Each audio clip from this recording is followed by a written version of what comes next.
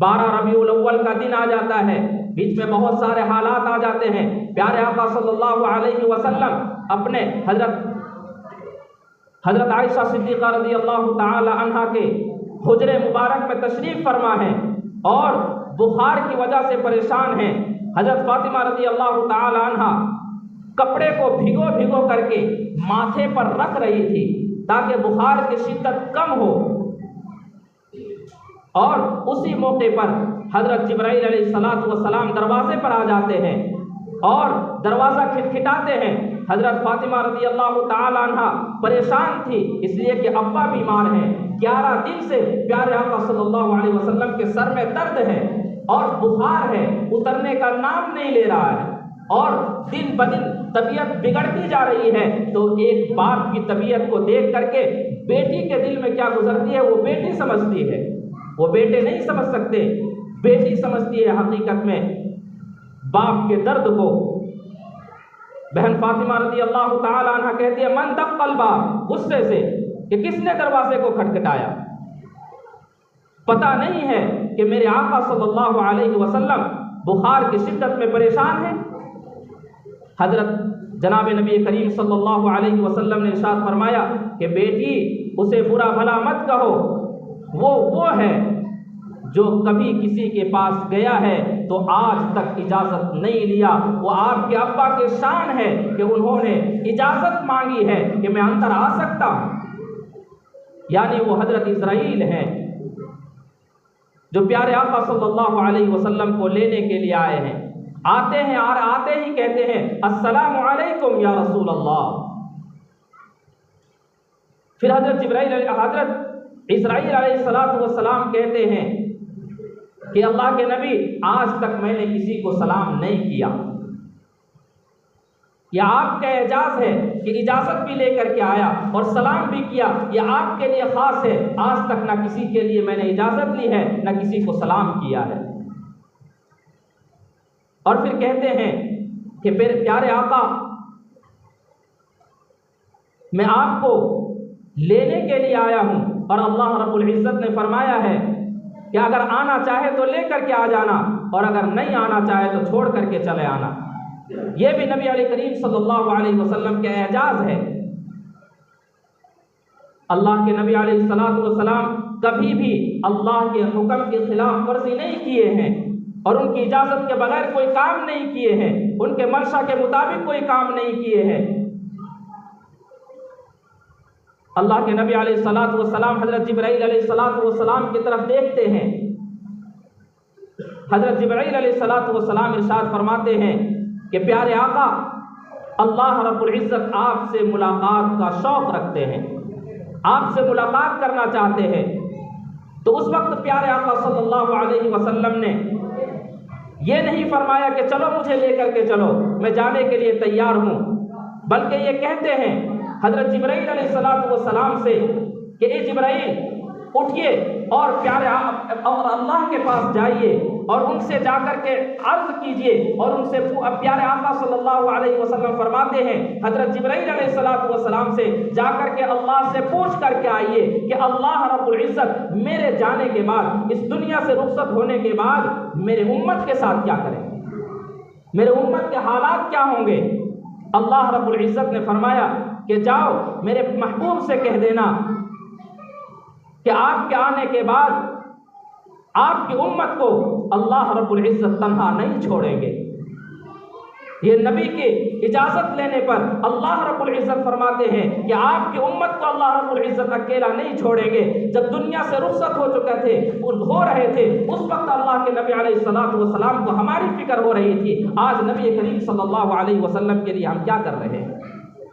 آج آئے دن دنیا میں نبی کریم صلی اللہ علیہ وسلم کی گستاخی پر گستاخی کرتے جا رہے ہیں۔ وہ تو قصوروار ہیں، اسے جینے کا حق نہیں ہے، لیکن ہم کہنا چاہتے ہیں کہ پیارے آقا صلی اللہ علیہ وسلم کہ وہ تو نہیں مانتے ہیں اس لیے وہ گستاخی کرتے ہیں، پیارے آقا صلی اللہ علیہ وسلم کو وہ نہیں جانتے ہیں اس لیے گستاخی کرتے ہیں، پیارے آقا صلی اللہ علیہ وسلم کو وہ نہیں مانتے ہیں اس لیے گستاخی کرتے ہیں۔ آپ تو ہم آقا صلی اللہ علیہ وسلم کے امتی ہیں، ہم تو پیارے آقا صلی اللہ علیہ وسلم کو جانتے ہیں، ہم نبی کریم صلی اللہ علیہ وسلم کے ماننے کا دعویٰ کرتے ہیں، پھر پیارے آقا صلی اللہ علیہ وسلم کے طریقے کے مطابق اپنی زندگی کو کیوں نہیں گزارتے ہیں؟ اپنے چہرے کو پیارے آقا صلی اللہ علیہ وسلم کے چہرے کے مطابق کیوں نہیں بنا رہے ہیں؟ اپنے سر کو نبی کریم صلی اللہ علیہ وسلم کے سر کے مطابق کیوں نہیں بنا رہے ہیں؟ اپنے لباس کو پیارے آقا صلی اللہ علیہ وسلم کے لباس کے مطابق اپنے لباس کو کیوں نہیں بنا رہے ہیں؟ یہ پوچھنے کی ضرورت ہے اور یہ سوچنے کی ضرورت ہے اور اس پر عمل کرنے کی ضرورت ہے کہ ہم نبی کو مانتے ہیں پھر بھی نبی کی مخالفت کر رہے ہیں تو سب سے بڑا مجرم وہ ہوا یا ہم ہوئے؟ خود اپنے سوچ سکتے ہیں، اپنے گریبان میں جھانک کر کے دیکھ سکتے ہیں۔ پیارے آقا صلی اللہ علیہ وسلم جب دنیا سے رخصت فرماتے ہیں اور اجازت دے دیتے ہیں، پھر فرماتے اللہم رفیق الاعلی، یہ کہتے ہوئے دنیا سے رخصت فرما جاتے ہیں۔ بس 2-3 منٹ میں مدینے کے حالات، گزشتہ ہفتے میں نے یہ وعدہ کیا تھا کہ 12 ربیع الاول کو مدینے کے حالات کیا تھے، ایک جھلک صرف ہلکا سا بتا دوں کہ جس وقت پیارے آقا صلی اللہ علیہ وسلم اس دنیا سے پردہ فرمائے ہیں، امی عائشہ صدیقہ رضی اللہ تعالی عنہ وہیں بیٹھی ہوئی ہے، وہ ایک زوردار چیخ مارتی ہے اور رونے لگ جاتی ہے۔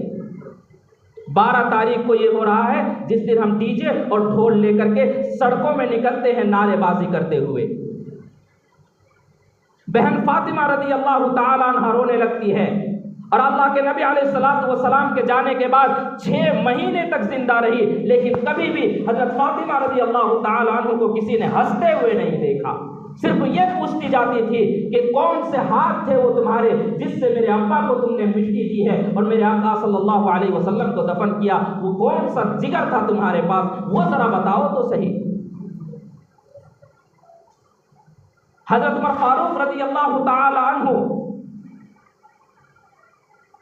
جو ایک پہاڑ تھے جس کو دیکھ کر کے شیطان کانپ جاتا تھا، لیکن پیارے آقا صلی اللہ علیہ وسلم کے جانے کی خبر کو سن کر کے ہوش و حواس ختم ہو جاتے، ہوش باقی نہیں ہے، اور تلوار لے کر کے پیارے آقا صلی اللہ علیہ وسلم کے جسد اطہر کے پاس کھڑے ہو جاتے ہیں اور یہ کہتے ہیں کہ میرے آقا آرام فرما رہے ہیں، ابھی اٹھ جائیں گے، اگر کوئی کہتا ہے کہ میرے آقا اس دنیا سے پردہ فرما گئے ہیں اس کی گردن میں اڑا دوں گا۔ ایک صحابی رضی اللہ تعالی عنہ اپنے باغ میں کھجور کاٹ رہے تھے، جب انہیں پتا چلا کہ پیارے آقا صلی اللہ علیہ وسلم دنیا سے رخصت فرما گئے ہیں، اپنے چھری کو لیتے ہیں، آنکھوں میں ڈبوتے ہیں اور آنکھیں نکال کر کے باہر کر دیتے ہیں اور کہتے ہیں جب میرے آقا ہی اس دنیا میں نہیں رہے تو میں اس آگ سے کسے دیکھوں گا، اس راگ کو رہنے کی کوئی ضرورت نہیں ہے۔ اللہ کے نبی علیہ الصلوۃ والسلام کے جو سواری ہے، ایک سواری جو ہے وہ دوڑتا ہوا جاتا ہے اور کنویں میں گر کے اپنے جان کو دے دیتا ہے، ایک اونٹنی ہے وہ رونا شروع کرتا ہے، روتے روتے کھانا پینا چھوڑ دیا ہے، وہ اونٹنی اللہ کے نبی علیہ الصلوۃ والسلام کے جانے کے غم میں 12 تاریخ کو کھانا پینا چھوڑ کر کے اپنے جان کو گوا دیتی ہے، لیکن پھر بھی کھانے کے اوپر کھانے کی پر توجہ نہیں دیتی اور کھانا نہیں کھا رہی ہے۔ جانوروں کا یہ حالت ہے۔ مدینے میں افراتفری مچی ہوئی ہے اور 12 ربیع الاول کو جس دن میرے آقا صلی اللہ علیہ وسلم گئے تھے اس دن حضرت عمر فاروق رضی اللہ تعالیٰ عنہ کے بھی ہوش باقی نہیں ہے۔ تمام صحابہ کرام رو رہے تھے جس دن آج ہم ڈھول بجاتے ہیں۔ ذرا غور تو کرو کہ ہم سب نبی کے عاشق ہیں یا صحابہ کرام نبی کے عاشق ہیں۔ نبی کریم صلی اللہ علیہ وسلم اس دنیا میں آئے تھے اور یہ کہہ رہے تھے الصلاۃ قرۃ عین لی، نماز میرے آنکھوں کی ٹھنڈک ہے۔ ہم نے نماز کے ساتھ کیا حشر کیا؟ اللہ کے نبی علیہ الصلوۃ والسلام اس دنیا سے رخصت فرما رہے تھے اور ان کے زبان میں یہ جملہ تھا کہ لوگوں نماز کو قائم کرنا، نماز کی اہمیت کو سمجھنا، نماز کو ضائع مت کرنا، نماز کو مت چھوڑنا، نماز کو مت چھوڑنا، نماز کرتے میرے آقا صلی اللہ علیہ وسلم رخصت فرما گئے اور ہم کہتے ہیں کہ نبی کے ہم سچے عاشق ہیں۔ اسی دن 12 ربیع الاول کو میرے آقا صلی اللہ علیہ وسلم صبح کے وقت میں فجر کے بعد انتقال فرماتے ہیں، اور اسی عشنا میں تمام پریشان حال ہیں اور تمام مدینے میں جمع ہو جاتے ہیں۔ ایک ہستی ہے جس کے ہوش و حواس باقی ہے اور انہیں یقین ہے کہ میرے آقا صلی اللہ علیہ وسلم اس دنیا سے رخصت فرما گئے ہیں، لیکن کسی کو یقین نہیں ہے کہ میرے آقا دنیا سے رخصت فرما گئے ہیں۔ اور حضرت عمر فاروق رضی اللہ تعالی عنہ کو بھی جب روکنے کی کوشش کرتے ہیں، وہ بھی رکنے کے لیے تیار نہیں ہے، بس ایک ہی جملہ کہتے ہیں، اگر کوئی کہتا ہے کہ میرے آقا اس دنیا سے رخصت فرما گئے ہیں اس کی گردن اڑا دوں گا۔ لیکن اسی اسنا میں، اسی افراتفری کے ماحول میں، اسی رونے دھونے کے ماحول میں، اسی پریشانی کے ماحول میں، ایسی ماحول میں ہوتے ہوتے ظہر کا وقت جب آ جاتا ہے، حضرت ابوبکر صدیق رضی اللہ تعالیٰ عنہ منبر میں تشریف فرما ہوتے ہیں اور یہ اعلان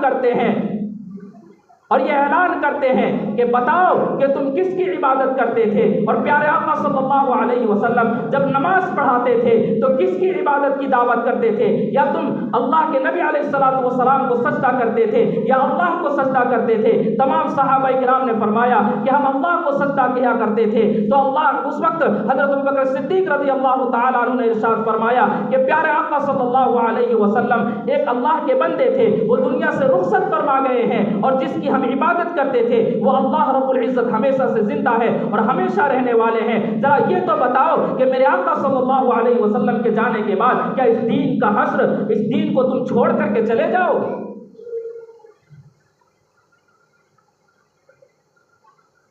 اس وقت حضرت ابوبکر صدیق رضی اللہ تعالیٰ عنہ کے اس تقریر کے بعد حضرت عمر رضی اللہ تعالیٰ عنہ بیٹھ جاتے ہیں، اور جس کو ہم اہمیت نہیں دے رہے ہیں، جس چیز سے ہم سب سے زیادہ لاپرواہ ہیں، وہی سبق دینا چاہتا ہوں۔ اگر سچے نبی کے عاشق ہیں اور یہ چاہتے ہیں کہ ہمارا ایمان کے اوپر خاتمہ ہو تو پھر اس پر عمل کرنا ہوگا، جس کو حضرت ابوبکر صدیق رضی اللہ تعالیٰ عنہ نے نبی کے جانے کے بعد سب سے پہلے صحابہ کرام سے جو عمل کروایا تھا۔ اگر ہم چاہتے ہیں کہ پیارے آقا صلی اللہ علیہ وسلم ہماری سفارش کرے تو اس پر عمل کرنا ہوگا۔ حضرت ابوبکر صدیق رضی اللہ تعالیٰ عنہ نے یہ اعلان کر کے، یہ تقریر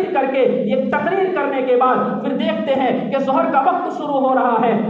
آواز دیتے ہیں بلال کہاں ہے؟ حضرت بلال رضی اللہ تعالیٰ عنہ ایک کونے میں بیٹھ کر کے رو رہے تھے۔ حضرت بلال کھڑے ہوتے ہیں، لبیک حاضر ہوں، فرمائیے کیا کہنا چاہتے ہیں؟ حضرت بلال رضی اللہ تعالیٰ عنہ سے حضرت ابوبکر صدیق رضی اللہ تعالیٰ عنہ نے نبی کے وصال کے بعد سب سے پہلا جو حکم دے رہے ہیں وہ یہ حکم دے رہے ہیں کہ بلال اٹھو اور اذان دو۔ حضرت بلال رضی اللہ تعالیٰ عنہ فرماتے ہیں کہ جب پیارے آقا صلی اللہ علیہ وسلم اس دنیا میں تھے، جب میں اذان دیا کرتا تھا اشہد ان محمد رسول اللہ صلی اللہ علیہ وسلم، اشہد ان محمد رسول اللہ صلی اللہ علیہ وسلم، جب میں کہا کرتا تھا تو پیارے آقا صلی اللہ علیہ وسلم کے چہرے کی طرف دیکھا کرتا تھا۔ آج نہیں ہے،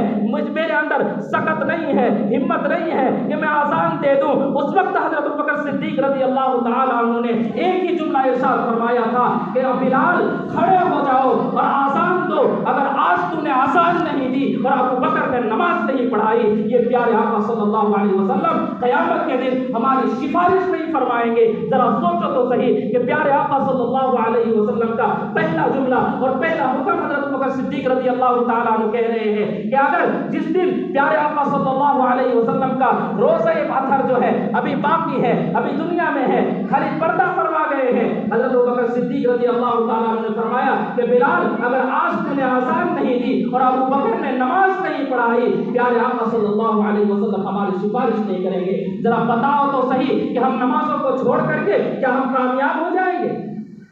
ہم نبی کے سچے عاشق ہو جائیں گے؟ نبی کریم صلی اللہ علیہ وسلم کے نام پر ڈھول بجانے سے کیا ہم کامیاب ہو جائیں گے؟ ہماری سفارش ہو جائے گی؟ بالکل نہیں ہوگی۔ اگر ہم چاہتے ہیں کہ نبی کریم صلی اللہ علیہ وسلم کی سفارش ہمیں نصیب ہو جائے تو نماز کو کبھی مت چھوڑنا، نماز کو کبھی مت چھوڑنا، نماز کو مت چھوڑنا۔ نماز کسی بھی حال میں معاف نہیں ہے۔ تمہارے اندر تنگی آئے، پریشانی آئے، خوشحالی آئے، کتنی بھی مصیبت آ جائے، یہاں تک کہ ایک مسئلہ بتا دیتا ہوں جو بار بار میں کہتا رہتا ہوں کہ ایک عورت ہے جب وہ بچہ جنتی ہے اس کی پریشانی کا عالم کوئی نہیں بتا سکتا ہے کہ کیا حالت ہوتی ہے۔ جب بچہ جننے کا وقت آتا ہے تو درد ذہن جو ہوتی ہے، اس میں جو پریشانی ہوتی ہے، اس کو کوئی برداشت نہیں کر سکتا ہے۔ یہاں تک کہ فقہاء کرام نے، یہاں تک کہ علماء کرام نے مسئلہ لکھ دیا ہے کہ کسی عورت، کوئی عورت اگر بچہ جن رہی ہے اور بچہ جنتے وقت آدھا بچہ ماں کے پیٹ میں ہے، آدھا بچہ باہر ہے اور نماز کا وقت داخل ہو جاتا ہے، اس عورت کے اوپر وہ نماز پڑھنا بھی فرض ہے۔ جب ایسے حالت میں نماز معاف نہیں ہے تو پھر ہم کھا کر کے، پی کر کے اور سکون کے نیند سو کر کے بھی اگر ہم چاہیں گے کہ نماز کا وقت نہیں ملتا ہے تو پھر کیسے مسلمان ہے اور کیسے مسلمانی ہے اور کیسے نبی کے عاشق ہے؟ ہمارے لیے ضرورت اس بات کی ہے کہ اگر ہم نبی سے سچا پکا عشق کرتے ہیں تو حضرت ابوبکر صدیق رضی اللہ تعالیٰ عنہ کا وہ پہلا فرمان کہ آج اگر بلال نے آزان نہیں دی اور ابوبکر نے نماز نہیں پڑھائی، اگر ہم بھی نماز نہیں پڑھیں گے تو یاد رکھیے پیارے آقا صلی اللہ علیہ وسلم ہماری بھی سفارش نہیں کریں گے، دنیا میں بھی تباہ و برباد ہو جائیں گے اور آخرت میں بھی ہمارا کوئی پرسان حال نہیں ہوگا۔ اگر کوئی پھنس جائے گا اور آخری سہارا کسی کا ہوگا تو صرف پیارے آقا صلی اللہ علیہ وسلم کا سہارا ہوگا، اور پیارے آقا صلی اللہ علیہ وسلم کا سہارا حاصل کرنے کے لیے